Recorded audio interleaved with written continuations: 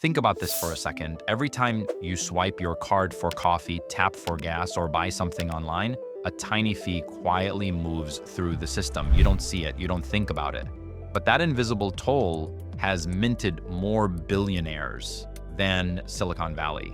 Visa made roughly $36 billion last year just by taking a few cents from billions of swipes. Stripe processed about $1.4 trillion in payments, about 1.3% of global GDP, simply by collecting small percentages at a massive scale. Now, here's the part no one talks about.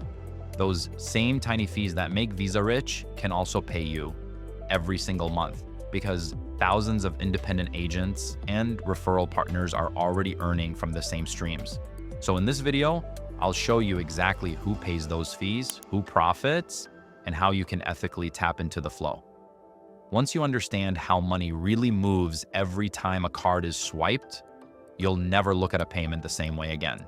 Let me show you what this looks like in real life. Ira Cornelius was working at a bank, making about $35,000 a year, stuck in a suit while business owners walked in wearing shorts. One day it hit him. The difference wasn't luck, it was understanding how money moves. So Ira quit banking and went all in on merchant services. He started as an agent at Heartland Payment Systems, cold calling, knocking on doors, signing small merchants one by one, coffee shops, car dealerships, gyms. Each account brought in a little piece of revenue every single month. But here's what made it work. Ira wasn't just selling, he was building a portfolio. And that portfolio kept paying him month after month, whether he signed another account or not.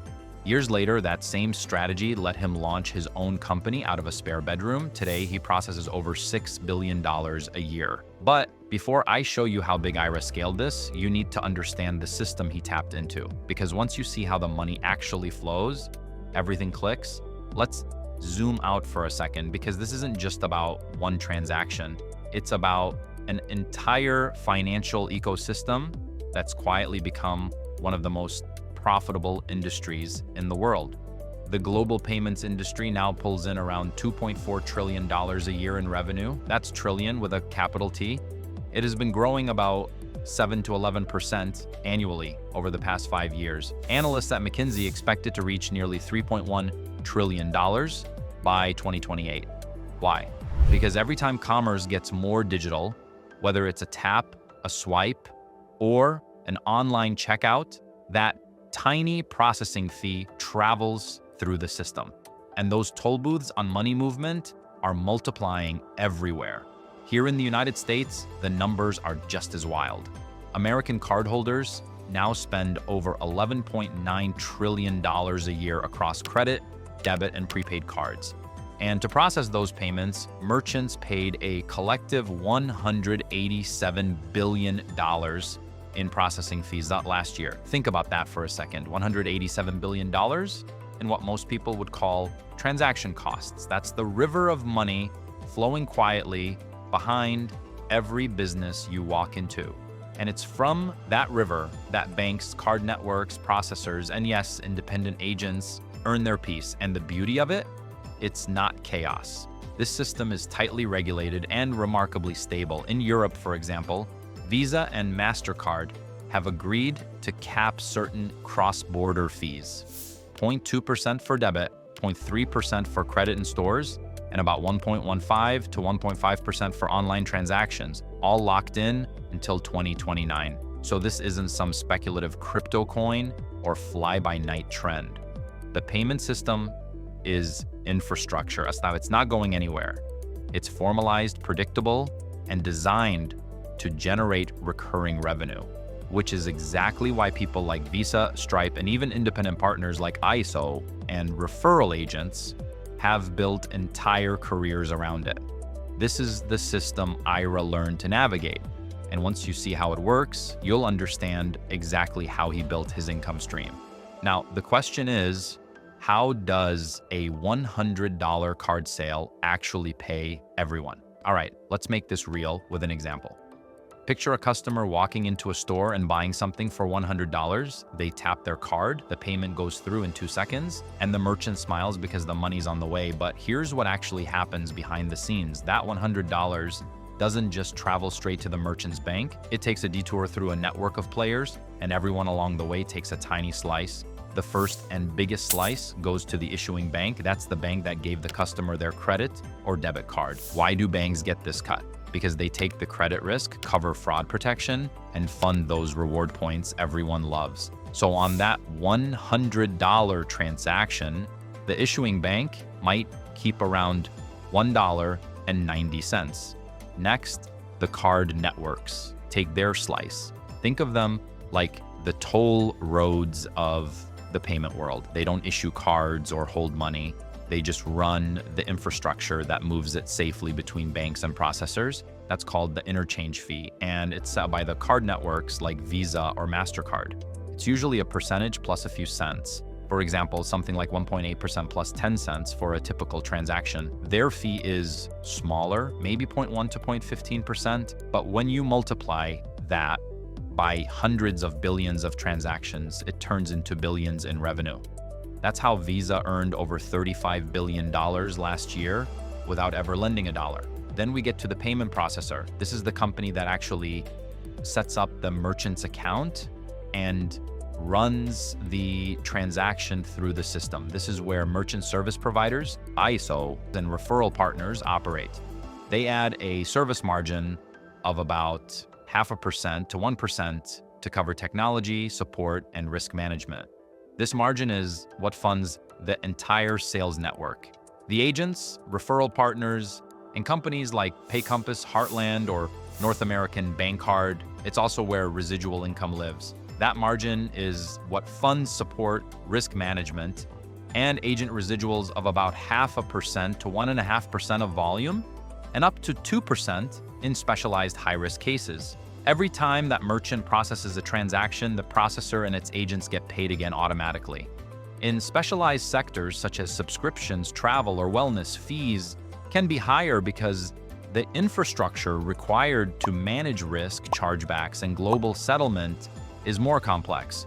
So when you add it all up, the merchant might receive about $97.50 to $98 out of that $100 sale after everyone takes their small piece. Doesn't sound like much individually, but across the entire United States economy, those pennies added up to over $187 billion in merchant processing fees in 2024.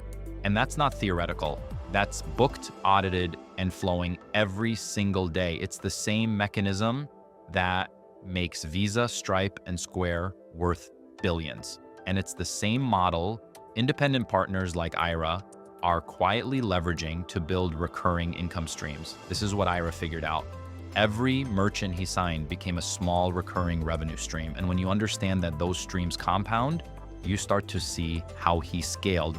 The guy who started cold calling from Heartland, here's where it gets interesting. He took everything he learned about interchange, network fees, and processor margins, and he built it into his own operation.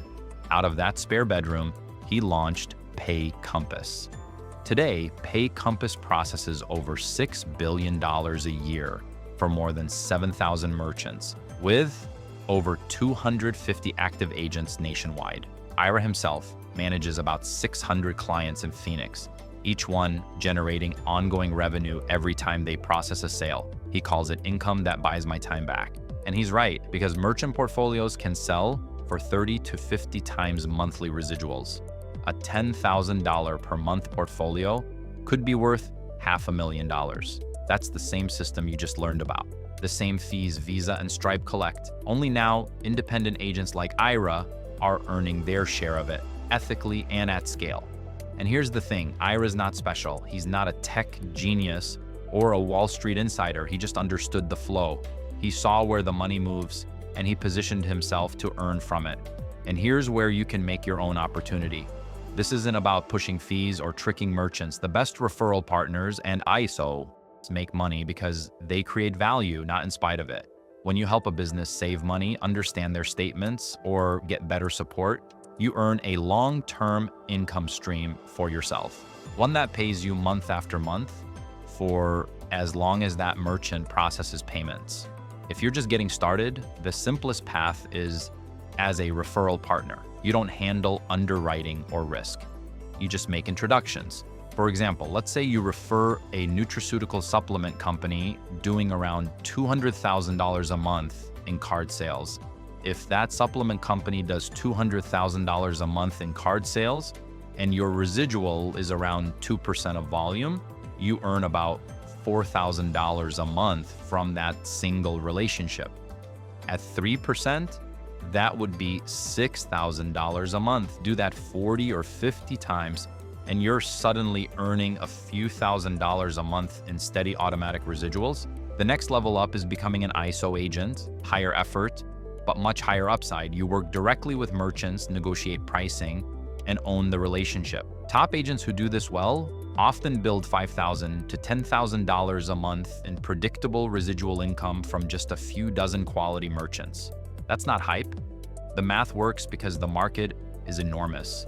United States card spending topped $11.9 trillion, and merchants paid $187 billion in processing fees. You only need a microscopic fraction of that flow to build a meaningful income. So where do you find your opportunity? It's literally everywhere. You can start local. Begin with small merchants, mom and pop stores, local restaurants, barbers, and gyms. Most of them are overpaying on old flat rate pricing and just need someone who can explain where their money goes. Membership-based businesses and subscription services are another goldmine because their payments are consistent and automated. Business-to-business companies processing cards remotely can qualify for lower interchange categories if you know how to structure their data. And e-commerce brands will always pay for better fraud tools, chargeback support, and integrated checkouts. The key is trust. Don't sell with hype. Sell with clarity. Walk in with a simple flow chart that shows where a $100 payment really goes. That insider map instantly builds credibility. Then, quote, real numbers. Merchants paid billions in fees last year. My job is to help you keep more of that money in your business. Offer a free statement review. Most merchants don't even understand what they're paying for. Move them to transparent interchange plus pricing where it makes sense. And make sure they know you're in it for the long haul. When you play it straight, you win both the sale and the relationship. And remember, this is a long game. Your real income isn't the sign-up bonus. It's the monthly residual that grows quietly in the background. All right, you just saw the system, how card swipes pay Visa billions, how Ira built $6 billion in processing volume from a spare bedroom, and how independent agents earn automatic monthly residuals from the same infrastructure. Now, here's what you do. First, comment. Guide me below. I'll send you the complete step-by-step breakdown to get started. No fluff, no upsell, just the exact roadmap. Second, hit subscribe to Profits from Payments. Every week, I decode another layer of this system: interchange strategies, statement audits, merchant targeting, fraud tools, and the exact scripts that win accounts ethically. And third, watch this next video before you leave. Will payment processing beat stocks and real estate in 2025? Because once you see how these returns compare to what most people are chasing, you'll never look at wealth building the same way the payment system runs, whether you're in it or not. Time to earn your share, and see you in the next breakdown.